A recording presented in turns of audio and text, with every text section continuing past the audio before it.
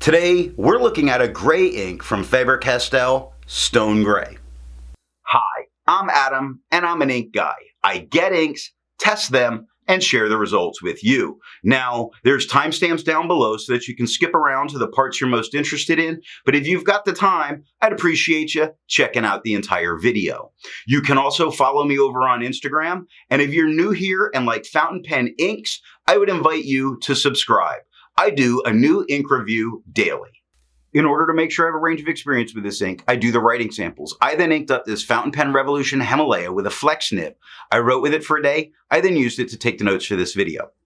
In order to have some standardization in my writing samples, I always use Clairfontaine, Tomoe River, and Rhodia paper.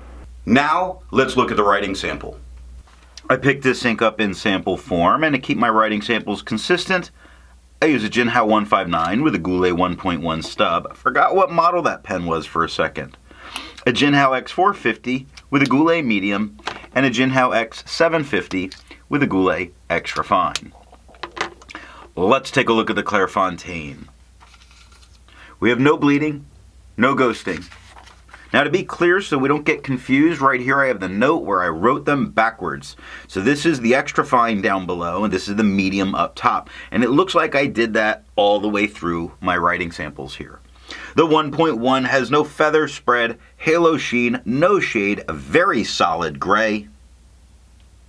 The extra fine, significantly lighter than the stub, with no feather spread, halo sheen, no shade, to the blind people. Lots of shade all over. Now, this is a weird realm because grays are so difficult to deal with, and it's almost like saying some people want their grays to not shade and some want them to shade. I like them to shade like I see pencil shading. And this, I think, does a very good job. You look at Quick, it's nice and dark. It's dark on the downstrokes, light on the upstrokes. And it's like that consistently.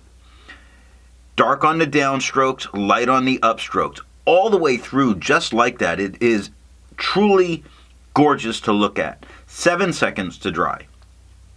Medium is about the same tone as the extra fine, with no feather spread, halo sheen, and a ton of great shading. Now, we're not getting that differentiation between the up and the downstroke the same way here, but you see the H is darker in the K is darker in Quick. Parts of the B are darker, the RO is darker, but the WN gets lighter. The starts light and gets dark. Beautiful stuff. And 9 seconds to dry. Now the scrubby for both show us plenty of color variation, and we get plenty of color variation because this is going to be a great gray. Now Tomoe River has no bleeding and normal Tomoe River ghosting. The 1.1 has no feather spread, halo sheen, and it has great shading here. You see stone starts darker, gets lighter, gets darker again.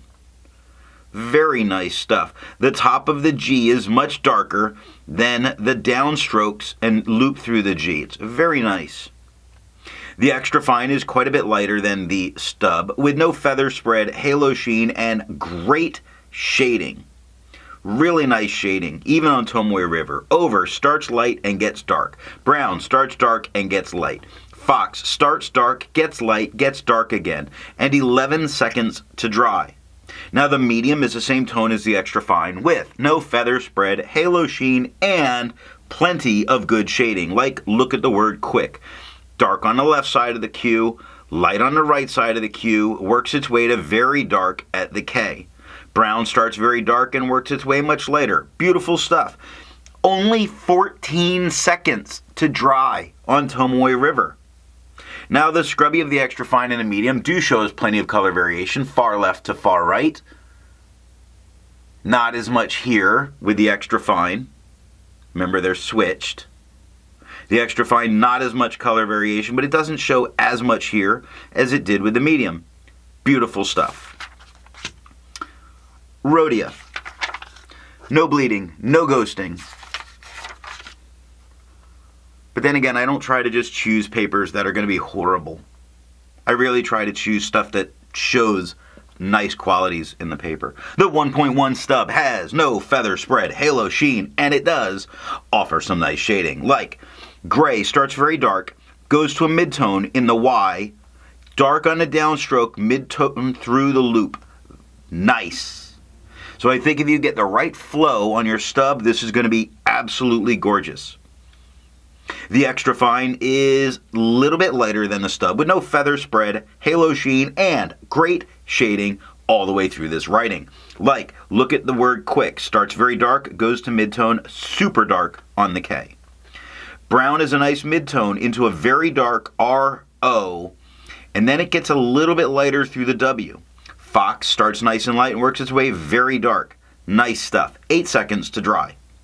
The medium is about the same tone as the extra fine with no feather spread, halo sheen, and watch out for that shading because lazy starts very dark, works its way to midtone, then just in the downstroke of the Y, much lighter.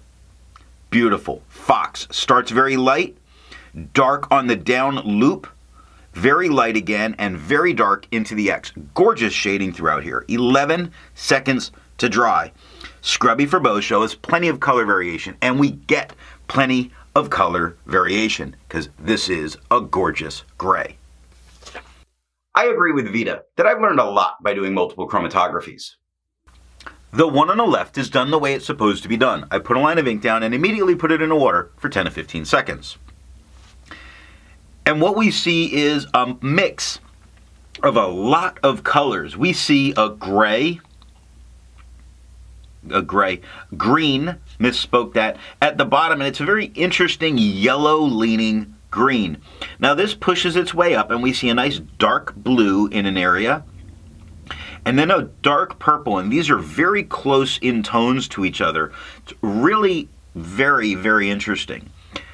Also very interesting is the one on the right, where I let it dry for 10 minutes before I dunk it into water. Now it's very faded because most all of this ink stayed on the line. After only 10 minutes, they were really bonding with that filter paper. You do see some of that very light green move up. You see some of the blue move up very lightly. You see some of the purple move up very lightly. But boy, oh boy, does this feel like it's going to be a permanent ink. Resistance tests are done to see how well this ink can be expected to perform on the page, and more importantly, how hard it may be to clean from your pen. I let the smear dry for 3 days before testing it. Very shocking because of what we just saw with chromatography is the highlighter. The amount of blur and blowout that's occurred on that lowercase h. I am shocked because this was 3 days, and after 10 minutes that water didn't want to move from the filter. I wouldn't use this in a note-taking situation. Even though with water, that does almost nothing to it. Water moves it around a little bit, not a whole lot. You see where some ink's really coming up, but it's not doing much. Pen flush isn't doing much. You're seeing it move all the darkest tones, but leaving a lot of the tones, especially those greens, on the bottom. It's still very much there. Now this has taken a little bit to get out of my pens, but it hasn't stained any pens. But it did take a little bit more work. 1/3 bleach solution completely obliterates it. It's not all the way gone yet from the paper. There's still a little bit left on that dot, and that's because at 30 seconds I dab it up and that's it. But 1/3 bleach solution will definitely completely remove this from your pen if you have to go that far. Just make sure that you immediately flush your pen with water so you don't rust your metal bits. I test the viscosity or flow using a tilt test, which I'm going to link the video showing how I do that. For the inks I've tested, I have found an average viscosity of 2.5, with the realm of normal being from 2.1 to 2.9. Graf von Faber Castell's Stone Gray has a viscosity of 1.75, making this a very wet ink. To find my average dry times, I use my writing samples, and for the inks I've tested, I found an average dry time of 17 seconds, with the realm of normal being from 13 to 21 seconds. Graf von Faber Castell's Stone Gray has an average dry time of 10 seconds. Making this a much faster drying ink and one of those inks that stands out to me for how it really, that both the data for the viscosity and the dry times fall in the same area of the bell curves. It's just interesting for me. Instead of finding inks that look like Graf von Faber Castell's stone gray, I would prefer to find an ink that complements its color on the page. I wanted a very bright pink to go with this great gray.